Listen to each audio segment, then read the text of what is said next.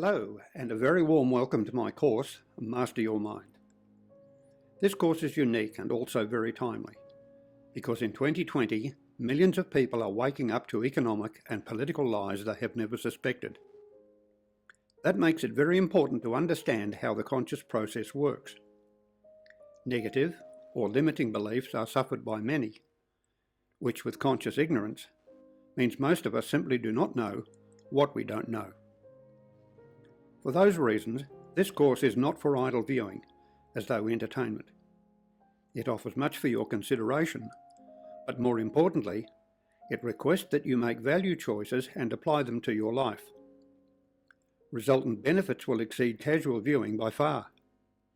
Better still, this change in focus will lessen your mental effort, not increase it. As this course progresses, many different aspects will fall into place as one unified process, which I refer to as full consciousness. So let's begin this module by looking at how you can get the best value from this course. My first suggestion is that you pause the video from time to time to study the diagrams and grasp their implications. That will help you take charge of your life, learn how to master your mind, engage it, and profit as a result. Secondly, may I suggest that you watch each module at least twice. That will help build a strong foundation for what follows. Take notes to help build your understanding and confidence. Thirdly, set your own pace. Your goal is to improve your life, so let your passion for life build its own path to success.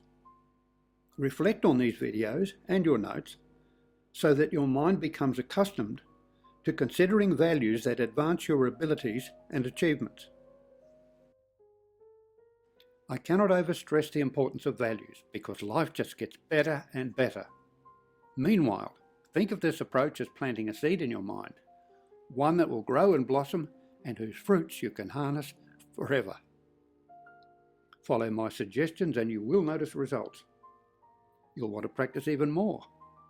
Mastery of your mind will become self-evident, and the more it becomes automated, the less effort it takes. The real power of this course is not what I show you. Its awesome power lies in you showing yourself what you are truly capable of. Each success of yours, no matter how small, is a stepping stone to greater fulfillment, peace, and happiness. Focus on your future in this manner, and your passion for life will blossom. Then you will discover the means for building peace-loving societies, which is my next course. Meanwhile, the foundations of natural law are right here. My task is to awaken you to the vitality and power of full consciousness as you should have been taught in school. But of course that never happened, else you would not be watching this video. Thomas Jefferson hit the nail on the head by saying, "If a nation expects to be ignorant and free in a state of civilization, it expects what never was and never will be." Ignorance is the real problem, and it plagues us in many ways. Legal permissions overrule freedom. Dictated morality denies our need to think. Knowledge is cast aside and beliefs take over. We are left in the dark completely. So let's consider some of these conscious ignorance problems as the first step to being rid of them. First, we are taught that our subconscious mind is inaccessible, which is a monstrous lie. That is made worse by what is called a collective consciousness. Given we are all independent from one another, how could such a thing exist? After all, no communal heart, lung, or liver exists. The belief that consciousness wafts between us like a fog belonging to no one refers to common awareness, not consciousness. It follows that global consciousness, or unity consciousness, is a complete fiction, an impossibility. We've been conned. Awareness is only about 5% of our full conscious process. If that's not enough, 3 more beliefs stand in the way. Firstly, we are told that consciousness cannot be a science because awareness is said to be subjective. Secondly, we're told that consciousness relates to matter or creates physical reality. Science then invents the theory of panpsychism, which holds that every atom of physicality has consciousness. Third, quantum physics holds that everything is energy, whereby reality is nothing but an illusion. Are these folks serious? Really? Let's face it, if reality is nothing but an illusion, and every atom of matter has consciousness, then consciousness itself is an illusion, and we're back in the dark again. Reducing our conscious abilities to a smorgasbord of subjectivity, illusion, energetics, vibrations, and frequencies is a mentally destructive feat that defies comparison. Few people see the enormity of this problem. The simple truth is that conscious ignorance feeds itself like a cancer, and that tragedy denies human life. Your free will choices have no benchmark, no reference point, no factual foundation. Everything is mystical. Nothing separates fact from fiction. You cannot be certain of anything. Knowledge is wiped off the slate. Wishes and beliefs are all that remain. Science, psychology, and philosophy have tossed you overboard to be smashed to bits like a cork in the ocean. Guess what? Authoritarian rule is given free rein with no checks and balances. Question is, was that the whole idea? Are our conscious abilities held in check by pure ignorance, by design, or both? The answer no longer matters, simply because full consciousness eliminates both. Let's explore that idea. We are all blessed with the same God-given faculties. That's a no-brainer. It means we are all equal by nature. Conversely, we are completely different in expression.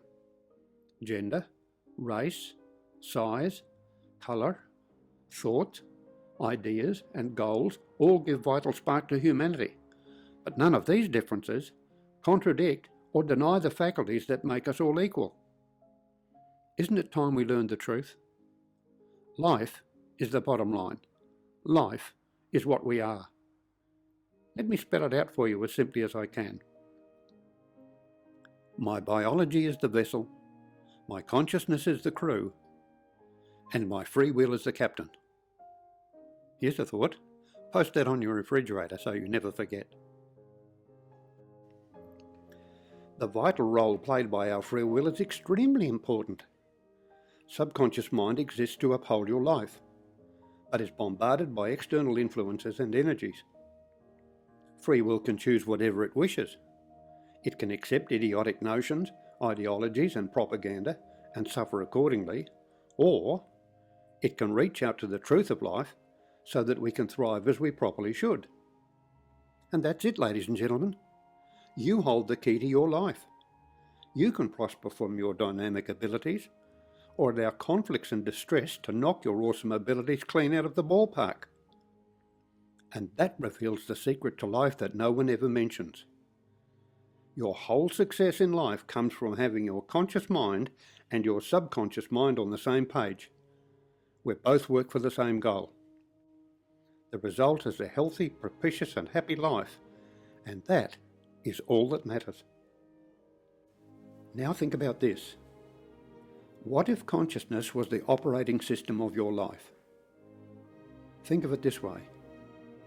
If your physicality and the material world was simply the hardware of life, and consciousness was your software, then free will would be the means to program your subconscious mind. That idea inverts everything. There is more.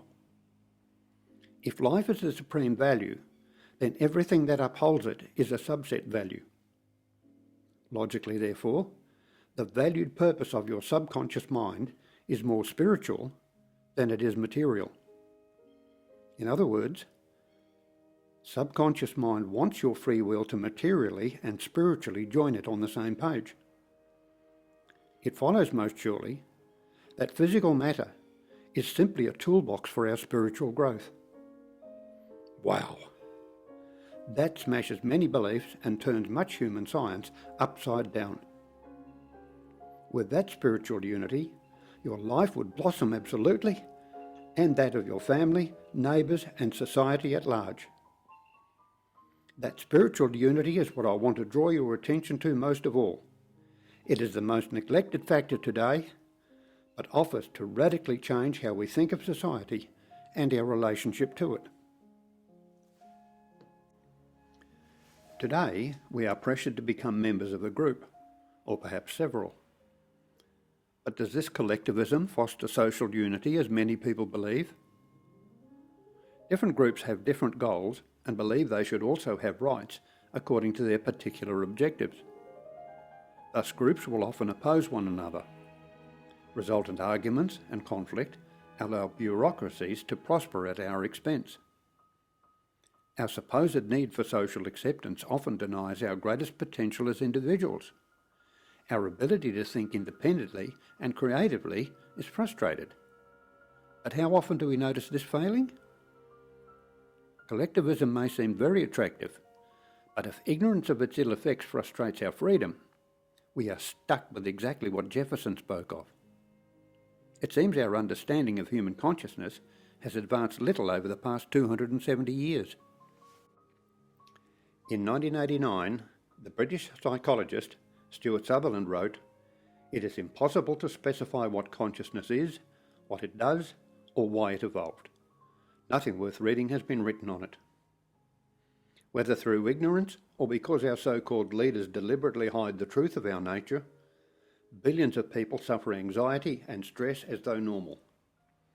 They know nothing about what could rid that stress and help them thrive better than anything they might dare imagine. So let me cut to the three most important matters covered in this course.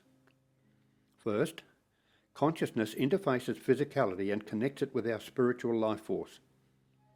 Second, life values are transferred between our conscious and subconscious minds, just as our cardiovascular system transfers bodily nutrients.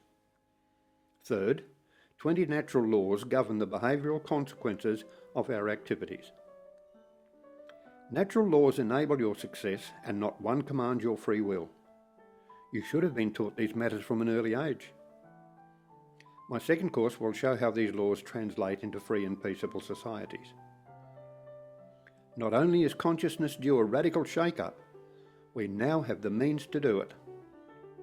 Communication between our conscious and subconscious minds is psychoepistemology. Its personal benefits are priceless.